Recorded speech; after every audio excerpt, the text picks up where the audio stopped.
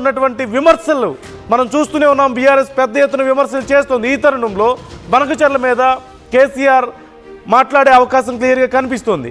అలాగే త్వరలో Jubilee Hills by elections రాబోతున్నాయి. అలాగే స్థానిక సంస్థల ఎన్నికలు, జిహెచ్ఎంసీ ఎన్నికలు రాబోతున్న తరుణంలో దీనికి సంబంధించి మరోవైపు బీఆర్ఎస్ను సమాయత్తం చేసే అవకాశం కనిపిస్తుంది. దీనికి సంబంధించి ఏమైనా అప్డేట్ ఉండబోతోందా? అలాగే చాలా ముఖ్యమైన అంశం కవిత గురించి కూడా ఈ మధ్యకాలంలో చాలా రకాల చర్చలు జరుగుతున్నాయి. కవిత రాసినటువంటి లేఖల గురించి, ప్రెస్ మీట్స్ గురించి, చేస్తున్నటువంటి వ్యాఖ్యల గురించి పెద్ద ఎత్తున చర్చ జరుగుతుంది. ఈ నేపథ్యంలో ఈ అంశం గురించి క్లారిటీ ఇవ్వబోతున్నారా? అలాగే ముఖ్యంగా ఈ మధ్యకాలంలో మహా న్యూస్ మీద చేసినటువంటి దాడికి సంబంధించి ఈ ఫోన్ ట్యాపింగ్ వ్యవహారంలో కార్యకర్తలు, బీఆర్ఎస్ కార్యకర్తలు కేటీఆర్ అభిమానులు అని చెప్పుకొని, కేసీఆర్ అభిమానులు అని చెప్పుకొని వచ్చి ఛానల్ మీద దాడి చేసిన నేపథ్యంలో ఒక పెద్ద ఇష్యూ అయింది. అది దానికి సంబంధించి పెద్ద గందరగోళం జరిగిన నేపథ్యంలో ఈ అంశం గురించి మాట్లాడబోతున్నారా? ఇలా రకరకాల అంశాలు. అలాగే కాంగ్రెస్ ప్రభుత్వ పర్ఫార్మెన్స్ ఏ విధంగా ఉంది, ఏ విషయాల గురించి విమర్శించబోతున్నారు అనేది కూడా చాలా కీలకమైనటువంటి అంశంగా మారింది. ఇలా కాంటెంపరీ పొలిటికల్ ఇష్యూస్ చాలా ఉన్నాయి. ఈ నేపథ్యంలో బీఆర్ఎస్కి సంబంధించినటువంటి అంశాలు కూడా, పార్టీలో నెక్స్ట్ మరి ఎవరు అనేది చర్చ కూడా నడుస్తున్న తరుణంలో, ఈ మధ్యకాలంలో వరుసగా కేసీఆర్ హెల్త్ కొంచెం అప్సెట్ అవుతున్న తరుణంలో మరి పార్టీలో నెక్స్ట్ ఎవరు ఉండబోతున్నారు అనే దానికి సంబంధించి పెద్ద ఎత్తున చర్చ జరుగుతుంది. ఓవైపు కవిత గ్రౌండ్ వర్క్ ప్రిపేర్ చేసుకుంటున్నారు అనేటువంటి ఊహాగానాలు మనం చూస్తున్నాం. వస్తున్నటువంటి సంచలనమైనటువంటి స్టేట్మెంట్స్ కూడా మనం చూస్తున్న తరుణంలో మరి బీఆర్ఎస్లో నెక్స్ట్ ఎవరు ఉండబోతున్నారు అనే దానికి సంబంధించి ఏమైనా అప్డేట్ ఇచ్చే అవకాశం ఉందా? అలాగే బీఆర్ఎస్ కార్యాచరణ ఏ విధంగా ఉండబోతోంది? ఇవన్నీ కాకుండా అసలు ఇవన్నీ కాదు, నేను ప్రజల్లోకి రాబోతున్నాను అని ఏమైనా చెప్పబోతున్నారా? ఇన్ని రోజులు అసెంబ్లీకి రావడం లేదు, లేదంటే ప్రజల్లోకి రావడం లేదు, రాజకీయాల గురించి మాట్లాడడం లేదు, ఇలా రకరకాలైనటువంటి విమర్శలు కాంగ్రెస్ నుంచి, బీజేపీ నుంచి ఎదుర్కొంటున్న తరుణంలో ఇక బీఆర్ఎస్కి సంబంధించి ఒక మాస్టర్ ప్లాన్ ఏమైనా ప్రకటించే అవకాశం ఉందా? లేదంటే ఏ విధంగా ప్రజల్లోకి వెళ్ళబోతున్నారనే చెప్తారా? లేకపోతే ఇక ముందు ఎలా ఉండబోతుంది? బీఆర్ఎస్ కార్యాచరణ ఏ విధంగా ఉండబోతుంది? బీఆర్ఎస్ కార్యకర్తలకు ఏమైనా ఒక యాక్షన్ ప్లాన్ ఇచ్చే అవకాశం ఉందా? ఇలా అనేక అంశాలకు సంబంధించి చర్చ జరుగుతుంది. రైట్, ఈ అంశానికి సంబంధించి అసలు పొలిటికల్ సర్కిల్స్లో ఏం నడుస్తుంది, బీఆర్ఎస్ వర్గాల్లో ఎలాంటి చర్చ నడుస్తుంది, చాలా రోజుల తర్వాత కేసీఆర్ మీడియా ముందుకు వచ్చి ఏం మాట్లాడే అవకాశం ఉంది? ఈ అంశాల గురించి మాట్లాడదాం. మనతో మా ప్రతినిధి మధు లైవ్లో సిద్ధంగా ఉన్నారు. మధు, డీటెయిల్స్ ఎలా ఉన్నాయి? కేసీఆర్ ప్రెస్ మీట్ అంటే ఒక సంచలనంగా మారబోతుంది. ఆయన ఏది మాట్లాడినా చర్చే ఖచ్చితంగా. అందులోనూ చాలా రోజుల తర్వాత ఆయన మీడియా ముందుకు వస్తున్న తరుణంలో చాలా అంశాలు ఉన్నాయి మాట్లాడడానికి. ప్రధానంగా ఏ అంశాల గురించి మాట్లాడే అవకాశం ఉంది? అసలు ప్రెస్ మీట్ ఉద్దేశం ఏంటి? బీఆర్ఎస్ వర్గాల్లో ఏం చర్చ నడుస్తుంది? ఎగ్జాక్ట్లీ, అంటే నిన్న ఆసుపత్రిలో బీఆర్ఎస్ పార్టీ నాయకులతో ఆయన పిచ్చాపాటి మాట్లాడారు. 3 గంటలకు పైగా చాలా సేపు కొన్ని అంశాలను ఆయన వివరించే ప్రయత్నం చేశారు. అంటే కేసీఆర్ బయటికి రావట్లేదు, ఫామ్ హౌస్ కే పరిమితం అయ్యారు అనేటువంటి చర్చ నడుస్తున్న నేపథ్యంలో కేసీఆర్ అన్ని గమనిస్తున్నారు జరుగుతున్నటువంటి పరిణామాలపైన అనేటువంటిది ఆయన వారికి వివరించే ప్రయత్నం చేశారు. 1-2 రోజుల్లో మీడియా ముందుకు వస్తానని స్టేట్మెంట్ ఇచ్చారు. దాదాపు రేపు కేసీఆర్ మీడియా సమావేశం ఉండే అవకాశం ఉంది. ఒకవేళ అనుకోని కారణాల వల్ల పోస్ట్ పోన్ అయితే తప్ప దాదాపు రేపు మీడియా ముందుకు వస్తారు.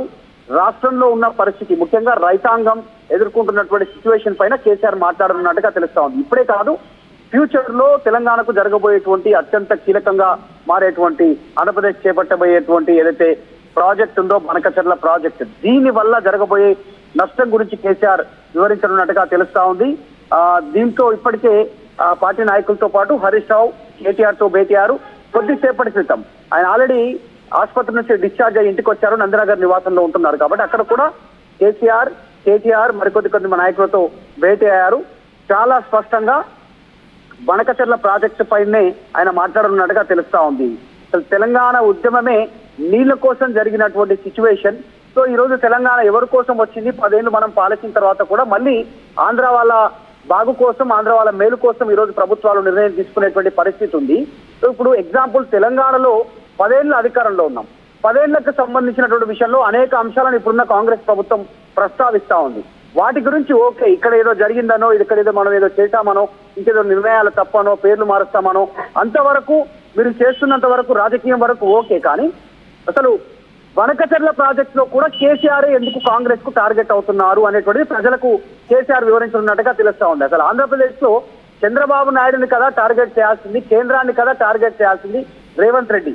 వాళ్ళిద్దరినీ వదిలేసి ఇంకా కేసీఆర్ ని ఎందుకు టార్గెట్ చేస్తా ఉన్నారు? ఈ అంశాన్ని కేసీఆర్ వివరించనున్నట్టుగా తెలుస్తా ఉంది. నిన్న పార్టీ నాయకులతో, ఈ రోజు మాట్లాడినటువంటి నాయకులతో ఒక అంశాన్ని కేసీఆర్ క్లారిటీ ఇచ్చినట్టుగా ఆర్టీవీ దగ్గర సమాచారం ఉంది. చాలా స్పష్టంగా, అంటే ఉమ్మడి ఆంధ్రప్రదేశ్ లో ఎన్టీ రామారావు ముఖ్యమంత్రిగా ఉన్నప్పుడే తెలంగాణలో నీటి పంపకాల విషయంలో అప్పుడు తెలంగాణ ప్రాంతానికి, రైతాంగానికి జరుగుతున్నటువంటి నష్టం పైన కేసీఆర్ ఎన్టీఆర్ దృష్టికి తీసుకెళ్లారు. ఆ సమయంలోనే 27 మంది ఎమ్మెల్యేలను కూడగట్టుకొని ఎన్టీఆర్ దగ్గరికి తీసుకెళ్లాను ఆ టైంలో అనేటువంటిది ఈ రోజు జరిగినటువంటి ఎమ్మెల్యేలతో, నాయకులతో ఆయన షేర్ చేసుకున్నట్టుగా తెలుస్తుంది. తర్వాత ముఖ్యమంత్రిగా చంద్రబాబు నాయుడు అయ్యారు. చంద్రబాబు దగ్గర కూడా ఇలాగ ఎమ్మెల్యేల కూటమితో కొంతమందిని, తెలంగాణ ప్రాంత నాయకులను తీసుకెళ్లి, రైతులను తీసుకెళ్లి తెలంగాణకు నష్టం జరుగుతుంది అనేటువంటి చంద్రబాబు నాయుడు దగ్గర ప్రస్తావన చేసినప్పుడు అప్పుడు చంద్రబాబు నాయుడు ఏ రకంగా రెస్పాండ్ అయ్యారు నీటి పంపకాల విషయంలో ఆయన నాయకులకు వివరించే ప్రయత్నం చేశారంటే అప్పుడు ఇప్పుడు సేమ్ యథావిధిగా నడుస్తా ఉంది. ఇంకా నీళ్లకు సంబంధించిన విషయంలో అన్యాయం జరగబోతా ఉంది తెలంగాణకు అనేది వివరించబోతున్నారు. అప్పుడు చంద్రబాబు నాయుడు తెలంగాణ ప్రాంతానికి అన్యాయం జరుగుతుందని కేసీఆర్ ప్రశ్నించినప్పుడు నాయకులతో వెళ్ళి తెలంగాణ అనే పదాన్ని వాడొద్దు, నీళ్ల నష్టం జరుగుతుంది అంటున్నారు, దాని గురించి ఆలోచన చేస్తాం, కానీ పదే పదే తెలంగాణ అనే మాటను మీరు తెరపైకి తీసుకురావద్దు అనేటువంటిది అప్పుడు చంద్రబాబు నాయుడు అప్పుడు కేసీఆర్ ని వారించినట్టుగా ఆయన ఈ రోజు నాయకులతో ఆయన కొంచెం షేర్ చేసుకున్నట్టుగా ఆర్టీవీ దగ్గర సమాచారం ఉంది. సో ఈ అంశమే ప్రధానంగా కేసీఆర్ రేపు వివరించబోతున్నట్టుగా తెలుస్తా ఉంది. ఇప్పటికే హరీష్ రావుకి సమాచారం ఇచ్చారు కేసీఆర్. హరీష్, పూర్తిగా పనకచెర్ల ప్రాజెక్టుకు సంబంధించినటువంటి విషయంలో పూర్తి డీటెయిల్స్ గ్యాదర్ చేయండి, నా దగ్గర ఆల్రెడీ సమాచారం ఉంది, ఇంకా కాస్త గ్యాదర్ చేయండి, ఇదంతా మీడియా ద్వారా వివరిస్తాను అని చెప్పారు. మీడియా సమావేశం అయినప్పుడు కూడా చాలా సుదీర్ఘంగా మీడియా సమావేశం ఉండే అవకాశం ఉంది. కేవలం బనకచెర్ల ప్రాజెక్టు పైన, తెలంగాణలో రైతాంగం పడుతున్నటువంటి సమస్యల పైన, యూరియా, తర్వాత నీళ్లు, కరెంటు, వీటన్నిటిపైన రైతు బంధు, రైతు భరోసా కింద ఇస్తున్నటువంటి నిధుల విషయంలో, రైతు రుణమాఫీ, కేవలం రైతాంగం నీటి ఇరిగేషన్ ప్రాజెక్టులకు సంబంధించిన అంశంపైనే కేసీఆర్ మాట్లాడనున్నట్టుగా తెలుస్తా ఉంది. ఈ అంశంతో తెరపైకి వస్తా ఉన్నారు. కాకపోతే కేసీఆర్ ముందు నిజంగా అనేక సవాళ్లు ఉన్నాయి.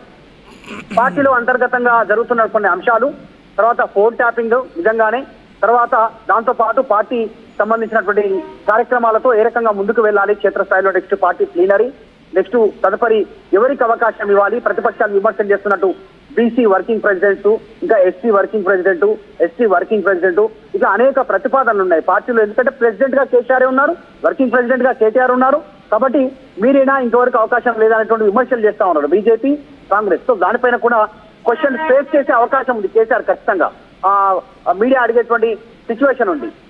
తర్వాత రీసెంట్ గా కాళేశ్వరం కమిషన్ ముందు హాజరయ్యారు, ఆ అంశాలపైన కూడా కేసీఆర్ వివరించే అవకాశం ఉంది.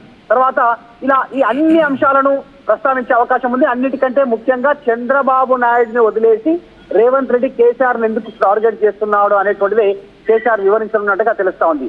పక్క రాష్ట్రంలో ఆంధ్రప్రదేశ్ ముఖ్యమంత్రి చంద్రబాబు నాయుడు వదిలి కేసీఆర్ ను టార్గెట్ చేయడం వెనుక చంద్రబాబుకు మేలు చేస్తూ, తెలంగాణకు అన్యాయం చేస్తూ రాజకీయపరమైనటువంటి అన్యాయం జరగబోతా ఉంది.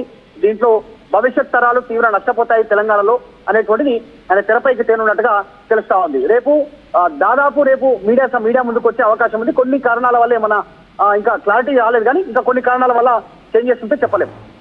రైట్. Thank you Madhu. మొత్తం మీద కేసీఆర్ మీడియా ముందుకు వస్తున్న తరుణంలో, చాలా కాలం తర్వాత మీడియా ముందుకు వస్తున్న తరుణంలో అసలు ఏం మాట్లాడబోతున్నారు అనేది చాలా ఆసక్తికరంగా మారింది. ఇందులో చాలా కీలకమైనటువంటి అంశాలు ఉన్నాయి, కాంటెంపరీ పొలిటికల్ ఇష్యూస్ చాలా ఉన్నాయి. వాటిలో ముఖ్యంగా బనకచెర్ల గురించి ఇప్పుడు పెద్ద ఎత్తున చర్చ జరుగుతోంది.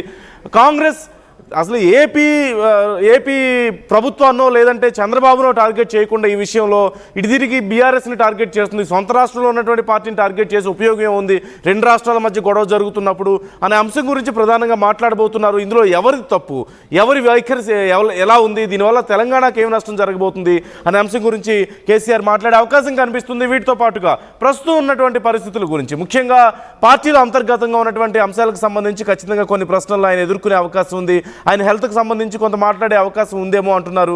అలాగే ఇప్పుడు ఈ ఫోన్ ట్యాపింగ్కి సంబంధించి ఇంకా గందరగోళం కొనసాగుతున్న తరుణంలో మన మీడియా ఛానల్ మీద జరిగినటువంటి దాడికి సంబంధించి కూడా ఆయన ఖచ్చితంగా స్పందించాల్సిన అవసరం ఎంతైనా ఉంటుంది.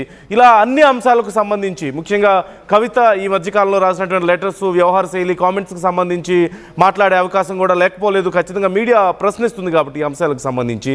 అలాగే ఎన్నికలు రాబోతున్న తరుణంలో పనిలో పని పార్టీ వైఖరిని కొంత చక్కబెట్టే ప్రయత్నం కూడా ఉండుండొచ్చేమో. అంతర్గత కలహాలను తగ్గించి కొంత చక్కబెట్టే ప్రయత్నం చేయడం, బూత్ స్థాయి నుంచి ఎలా కార్యకర్తల్ని సమిష్టిగా నడిపించాలనే అంశాలకు సంబంధించి పార్టీకి సంబంధించి కూడా ఆయన కొంత ఇప్పటికే చర్చించినట్లుగా